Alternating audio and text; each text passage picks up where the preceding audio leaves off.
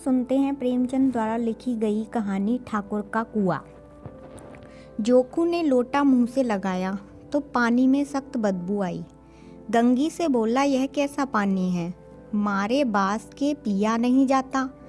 गला सूख जा रहा है और तू सड़ा पानी पिलाए देती है।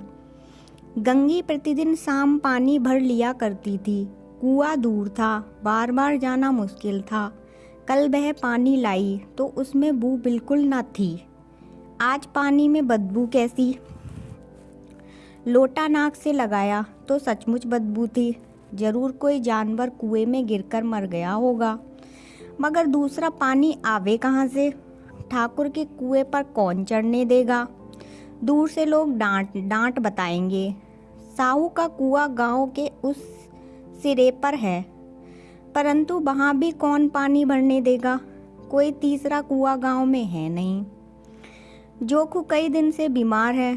कुछ देर तक तो प्यासा रोके चुप पड़ा रहा, फिर बोला, अब तो मारे प्यास के रहा नहीं जाता। ला थोड़ा पानी नाक बंद करके पी लूं। गंगी ने पानी दे दिया। खराब पानी से बीमारी बढ़ जाएगी इतना जानती थी, परंतु यह ना जानती थी कि पानी को उबाल देने से उसकी खराबी जाती रहती है। बोली, यह पानी कैसे पियोगे, ना जाने कौन जानवर मरा है। कुएं से मैं दूसरा पानी लाए देती हूँ। जोखू ने आश्चर्य से उसकी ओर देखा। पानी कहाँ से लाएंगे। ठाकुर और साहू के 2 कुएं तो हैं, क्या एक लोटा पानी ना भरने देंगे। हाथ पांव तुड़वा आएगी और कुछ ना होगा। बैठ चुपके से, ब्रह्मा देवता आशीर्वाद देंगे। ठाकुर लाठी मारेंगे, साहू जी 1 के 5 लेंगे। गरीबों का दर्द कौन समझता है। हम तो मर भी जाते हैं तो कोई द्वार पर झांकने नहीं आता। कंधा देना तो बड़ी बात है। ऐसे लोग कुएं से पानी भरने देंगे। इन शब्दों में कड़वा सत्य था। गंगी क्या जवाब देती, किंतु उसने वह बदबूदार पानी पीने को ना दिया। रात के 9 बजे थे। थके मादे मजदूर तो सो चुके थे। ठाकुर के दरवाजे पर 10-5 बेफिक्र जमा थे। मैदानी बहादुर का तो अपना जमाना रहा ना मौका। कानूनी बहादुरी की बात हो रही थी। कितनी होशियारी से ठाकुर ने थानेदार को एक खास मुकदमे में रिश्वत दी और साफ निकल गए। कितनी अक्लमंदी से एक मार्क के मुकदमे की नकल ले आए। नाजिर और मोहतमिम सभी कहते थे, नकल नहीं मिल सकती। कोई 50 मांगता, कोई 100। यहाँ बेपैसे कौड़ी नकल उड़ा दी। काम करने ढंग चाहिए। इसी समय गंगी कुएं से पानी लेने पहुंची। कुप्पी की धुंधली रोशनी कुएं पर आ रही थी। गंगी जगत की आड़ में बैठी मौके का इंतजार करने लगी। इस कुएं का पानी सारा गांव पीता है, किसी के लिए रोका नहीं। सिर्फ ये बदनसीबी नहीं भर सकते। गंगी का विद्रोही दिल रिवाजी पाबंदियों और मजबूरियों पर चोटें करने लगा। हम क्यों नीच हैं और ये लोग क्यों ऊंच हैं। इसलिए कि ये लोग गले में तांगा डाल लेते हैं। यहाँ तो जितने हैं एक से एक छठे हैं। चोरी ये करें, जाल फरेब ये करें, झूठे मुकदमे ये करें। अभी इस ठाकुर ने तो उस दिन बेचारे गड़िए की भेड़ चुरा ली और बाद में मारकर खा गया। इन्हीं पंडित के घर में तो 12 मासा जुआ होता है। यही साहू जी तो घी में तेल मिलाकर बेचते हैं, काम करा लेते हैं, मंजूरी देते नानी मरती है। किस किस बात में हमसे ऊंचे हैं। हम गली गली चिल्लाते नहीं कि हम ऊंचे हैं, हम ऊंचे हैं। कभी गांव में आ जाती हूँ तो रस भरी आँखों से देखने लगते हैं, जैसे छपकी छाती पर सांप लेटने लगा हो। परंतु घमंड यह है कि हम ऊंचे हैं। कुएं पर किसी के आने की आहट हुई। गंगी की छाती धक धक करने लगी।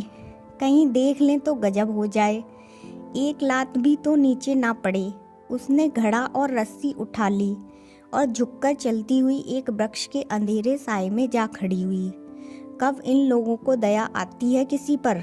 बेचारे महंगी को इतना मारा कि महीनों लूहे थूकता रहा, इसलिए तो कि उसने बेगार ना दी थी। इस पर ये लोग ऊंचे बनते हैं।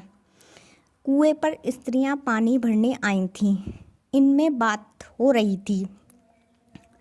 खाना खाने चले और हुक्म हुआ कि ताज़ा पानी भर लाओ, घड़े के लिए पैसे नहीं हैं। हम लोगों को आराम से बैठे देखकर जैसे मर्दों को जलन होती है। हाँ, यहाँ तो ना हुआ कि कलसिया उठाकर भर लाते, बस हुक्म चला दिया कि ताज़ा पानी लाओ, जैसे हम लौंडिया ही तो हैं। लौंडिया नहीं तो और क्या हो तुम, रोटी कपड़ा नहीं पाती, 10-5 रुपये भी छीन झपट कर ले ही लेती हो, और लौंडिया कैसी होती हो। मत लजाओ दीदी, छिन भर आराम करने को जी तरस कर रह जाता है। इतना काम किसी दूसरे के घर कर देती तो इससे कहीं आराम से रहती, ऊपर से वह एहसान मानता। यहाँ काम करते करते मर जाओ, पर किसी का मुंह ही सीधा नहीं होता। दोनों पानी भरकर चली गई तो गंगी वृक्ष की छाया से निकली और कुएं की जगत के पास आई। बेफिक्र चले गए थे। ठाकुर भी दरवाजा बंद कर अंदर आंगन में सोने जा रहे थे। गंगी ने क्षणिक सुख की सांस ली। किसी तरह मैदान तो साफ हुआ। अमृत चुरा लाने के लिए जो राजकुमार किसी जमाने में गया था, वह भी शायद इतनी सावधानी के साथ और समझ बूझकर ना गया हो। गंगी दबे पांव कुएं की जगत पर चढ़ी। विजय का ऐसा अनुभव उसे पहले कभी ना हुआ था। उसने रस्सी का फंदा घड़े में डाला, दाएं बाएं चौकन्नी दृष्टि से देखा, जैसे कोई सिपाही रात को शत्रु के किले में सुराख कर रहा हो। अगर इस समय वह पकड़ ली गई तो फिर उसके लिए माफ़ी या रियायत की रत्ती भर उम्मीद नहीं। अंत में देवताओं को याद करके उसने कलेजा मजबूत किया और घड़ा कुएं में डाल दिया। घड़े ने पानी में गोता लगाया, बहुत ही आहिस्ता, जरा भी आवाज ना हुई। गंगी ने 2-4 हाथ जल्दी जल्दी मारे। घड़ा कुएं के मुंह तक आ पहुंचा। कोई बड़ा सहजोर पहलवान भी इतनी तेजी से ना खींच सकता था।